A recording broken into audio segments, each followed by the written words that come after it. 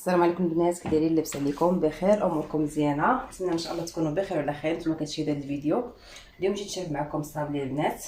هنا غنحتاجوا ليه هنا واحد 250 غرام ديال الزبده، هنا واحد نص كاس ديال الزيت، هنا واحد الكاس وربع كما شفتوا راه عمرت الكاس حسب وخليت هنايا خديت شويه، هنايا كاس وربع ديال السكر سنيده او السكر كلاصي اللي عندكم. هنا غنحتاجوا واحد 50 غرام ديال اللوز مطحون اختياري، الا كان متوفر عندكم، ما كانش ماشي معليش. بما يعادل واحد المعلقه عامره كبيره. غنحتاجوا واحد جوج بيضات البنات، جوج بيضات. وغنحتاجوا لاغوم ديال البخاليني، راه متوفر عند بائع مستلزمات الحلويات. غندوزو على بركه الله. غندوزو نخدموا الزبده مع السكر مزيان، والزبده تكون بحراره المطبخ البنات، والدقيق البنات على حسب الخليط. الدقيق حتى كتجمع معكم العجينه صافي. وهذا وتحبسوا، يعني نقدر نعطيكم الدقيق مضبوط، ولكن راه كاين اللي كيشرب وكاين اللي ما كيشربش، وكاين اللي يدير كدر داك القياس اللي وريتيني بقات عجينه ما جاتنيش مزيانه او هذا. اللهم غنوريكم القوام ديال العجين وغتعرفوا شحال الدقيق غتدخلوا، حقاش الدقيق ماشي بحال دائما تنقولها لكم. تنقول لكم كاين الدقيق اللي كيشرب وكاين اللي لا. صافي البنات، نبقاو ندخلوا هكا.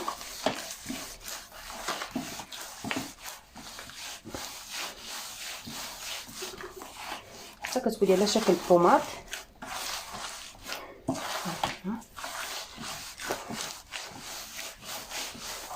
ومن الاحسن ديروا السكر كلاصي كمتوفر عندكم.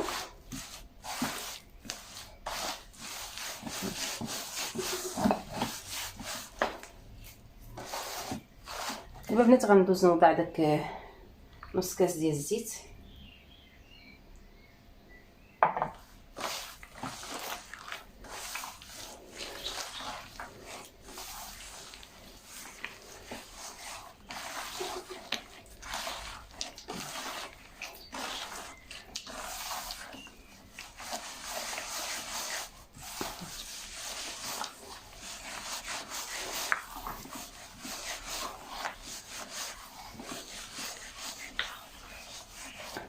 هنا البنات غندوز نوضع البيض.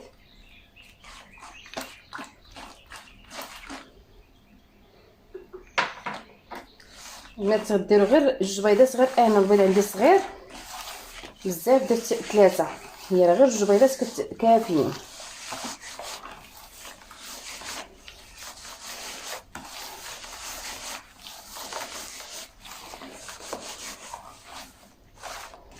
فاش كتوجدوا الصابي ديالكم كتخليوه يرتاح، ومن بعد كتخرجوا الشكيلات اللي بغيتو. كيجي واحد البلاطو مشكل زوين.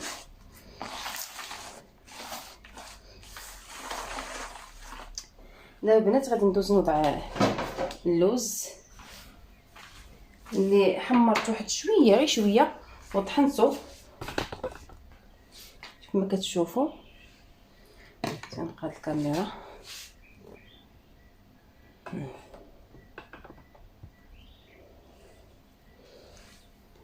هانتوما تقريبا واحد المعلقه كبيره. كيف ما قلت لكم كتبقى اختياريه، اللوز كيبقى اختياري، ماشي ضروري ديرو، غير هو كيجي غزال في الصابلي، كيعطي واحد النكهه زوينه. هذا هشاشه كيجي زوين.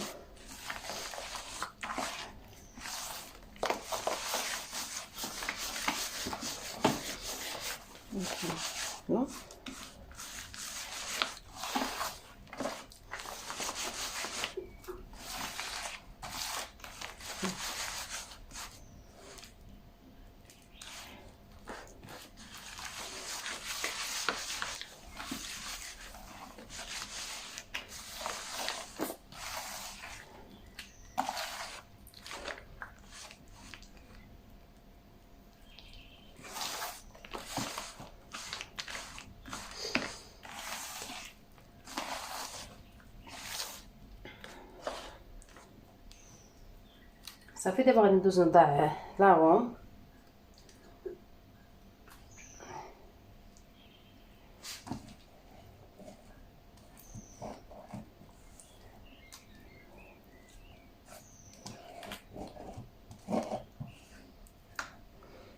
ناخذ معلقه، غنوضع البنات غير راس ديال معلقه، غير راس معلقه صافي.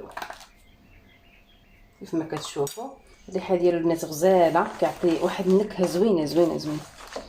بما ان وضعنا اللوز فغيتواسى مع داك البخاليني، او البنات لما درتش اللوز تقدروا تكتفيو غير داك البخاليني كيعطي لوغو زوين للصابلي.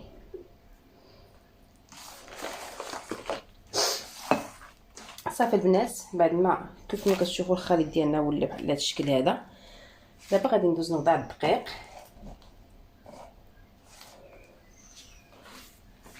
نحط الدقيق حدايا باش تشوفوا القياس.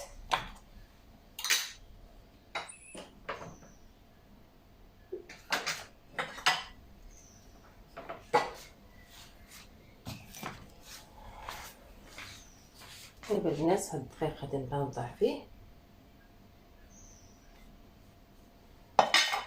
هاد الدقيق البنات راه مغرب لا عاد وضعتو هنا.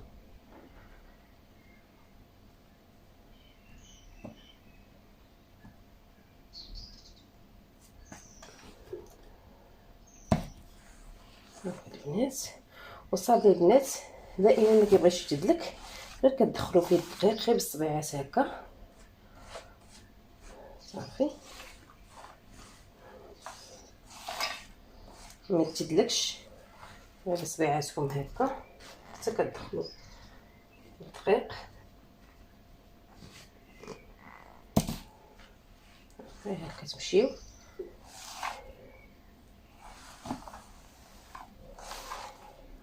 البنات هكا هكا هكا هكا حتى كتدخلوا.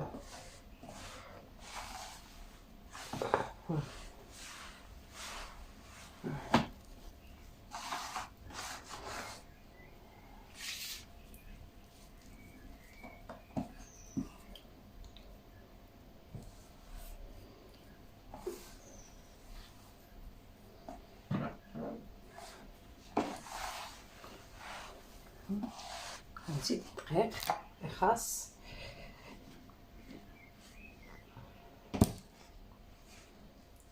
كنستمر البنات غير هكا.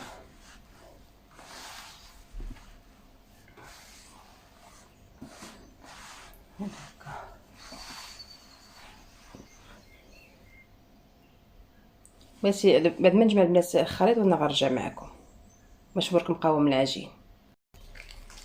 البنات كيبقى هذا القوام ديال العجين ديالنا كيف ما كتشوفوا. دابا غندير في واحد البلاستيك غذائي، غندخلها للثلاجه، غنخليها ترتاح عاد ديك الساعه نخدمها باش تسهل عليكم.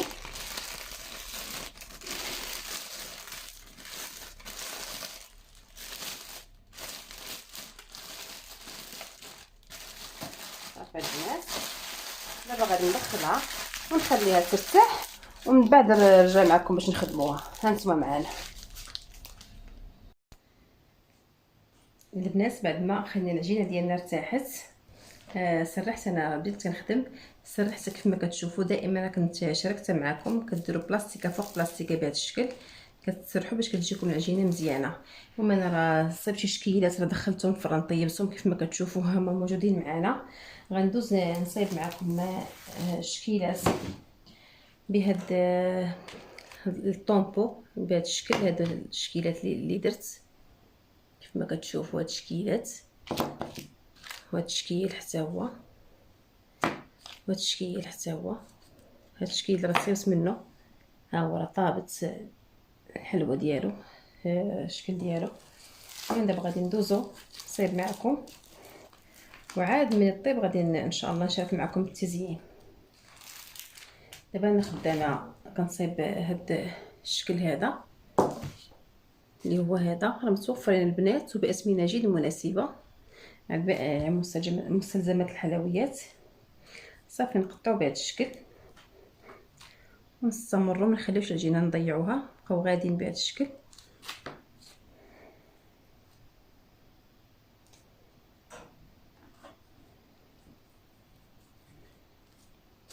كنديروا شويه الدقيق باش ما تلصقش.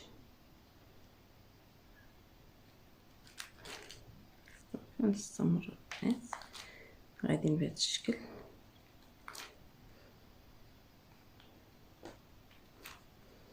صافي نديرو الشكل اللي غيكون معاه.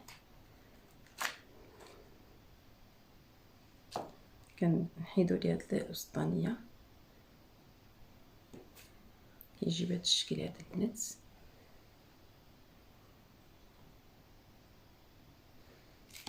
نديرو هذاك السكين او الموس، غديرو في الدقيق، دوزوه في الدقيق كما كتشوفوا بهذا الشكل، باش ما تلصقش فيه عجينه. صافي وكتحطوه.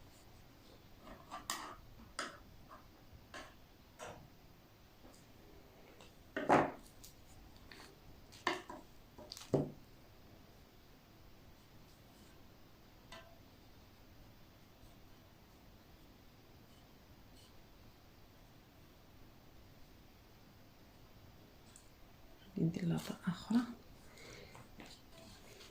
غنمشي نديه دابا نديرو في الفران، هادي ندخلها الفران وانا معكم. يجي زوين. المهم عرفتو صاب لي راه تبارك الله الشكيلات متنوعه، عجينه وحده تخرجوا منها شحال من شكل وشكل.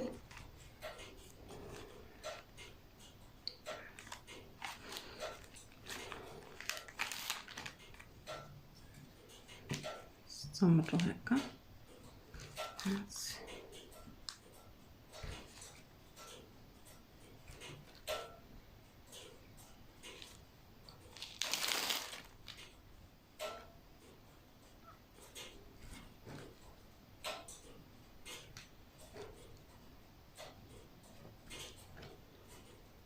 هاد الشكل حتى هو كيجي غزال البنات، كيجي رائع. ودابا التزيين ديال الصابلي راه ولاو شي شكيلات غزالين باش تزينوا. صافي البنات غادي نستمر كما شفتوا بهذا الشكل. حتى البلاستيك البنات هي كتساعد دغيا، كتهزو ماشي بحال درتوه نيشان فوق من شي رخامه ولا شي حاجه. البلاستيك دغيا كتساعد باش تهزو دوك الشكيلات ديالكم البنات.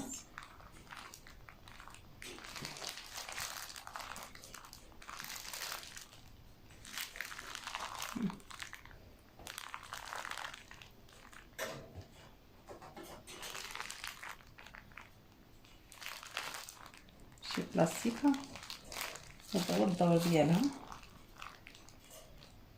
كتسرحي صابلي بسهوله، ما كيبقاش يلصق لك في الدلاك، وفي نفس الوقت ملي كتهزوها كتهز معكم بسهوله. صافي البنات دابا غادي ندوز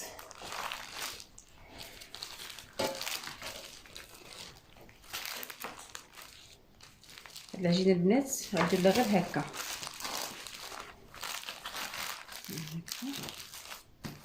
ما تعاودوش تدلكوها، غير هكا صافي. غندير لها العجين من هنا وغادي نجمعها في البلاستيك ديالي.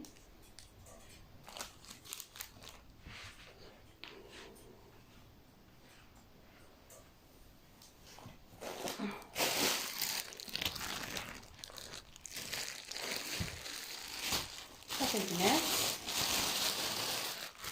غادي ندوز نمشي الشكل الشكل اللي غيكون فوق من هاد الوريقه ديالنا.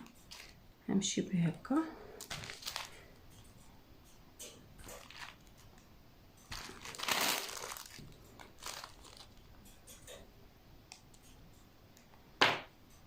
هاد الوسيطه كتحيدوه البنات. صافي كتجي الوريقه ديالنا بهذا الشكل. غادي نحطوها نديرو في الدقيق باش ما تلصقش.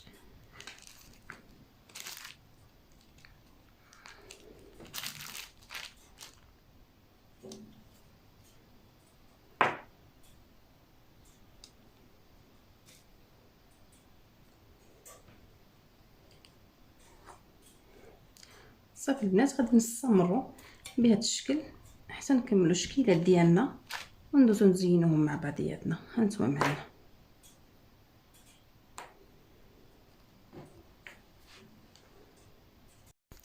البنات كيبقى هذا هو الشكل النهائي ديال الصابلي ديالنا كيف ما كتشوفوا. سمحوا لي ما خدمتش معكم التزيين، ولكن انا غنشرح لكم داكشي بالتدقيق وبالتفصيل. المهم هنا هاد اللي كتشوفوا هنا اللون اللي كتشوفوا درتو مع الكونفيتور، درت لاغوم ديال فرومبواز مع هاد الكونفيتور هاد او المربى داك الجاري كيدير 5 دراهم هاد القرعه.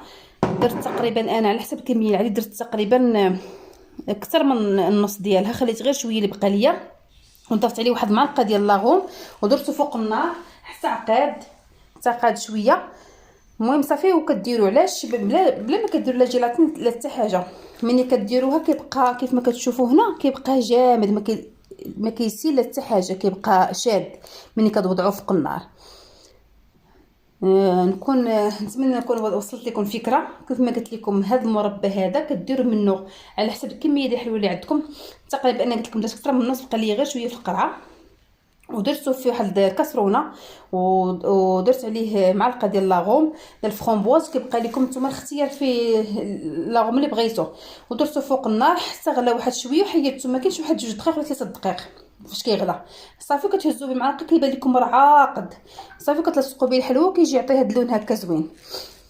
هنا لصقت هاد الصابلي غير بالكونفيتير باش نجي نوريكم الطريقه، نوريكم. جبت معايا داكشي باش زينت باش نوريكم داكشي كله بالتفصيل.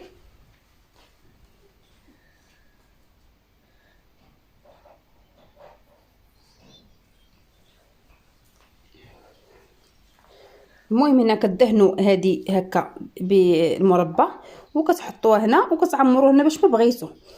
كيبقى لكم داكشي اللي بغيتو. راه تبارك الله داكشي كثير. عندنا هنا فوتين ها هو كيف ما كتشوفوا. بغيتي تزينوها بالفويتير، بغيتي تزينوها باللوز افيلي، بغيتي تزينوها بالكاوكاو اللي بغيتو. انا هنا كيف ما كتشوفوا زينت بهاد الشوكولا هذه هاد النوع. يمكن ما يكونش يبان لكم مزيان، اضاءه قليله. شوف هنا اش يبان لكم.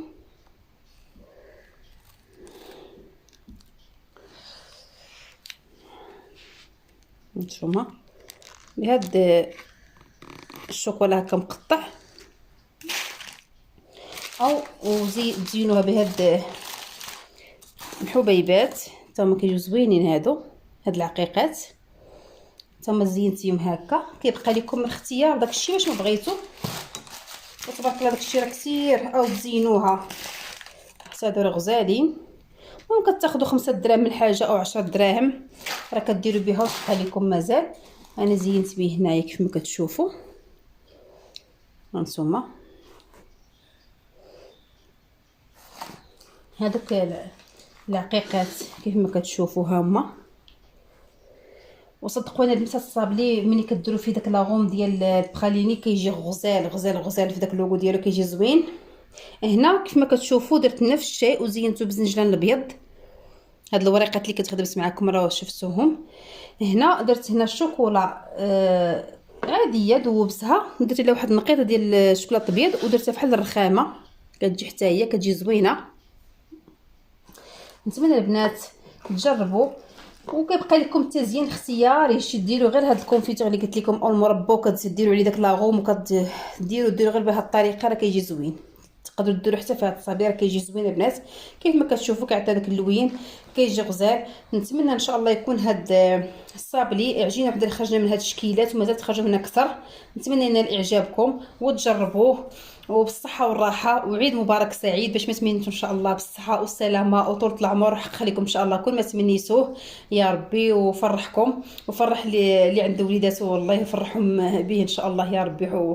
ويشوفهم كي بغيتو وتمنيتوهم ان شاء الله. ويحفظ لكم والديكم يا ربي ويطول لهم في عمرهم وسهل كل واحد اي حاجه بغيتها ان شاء الله تحقق لكم يا ربي يا كريم.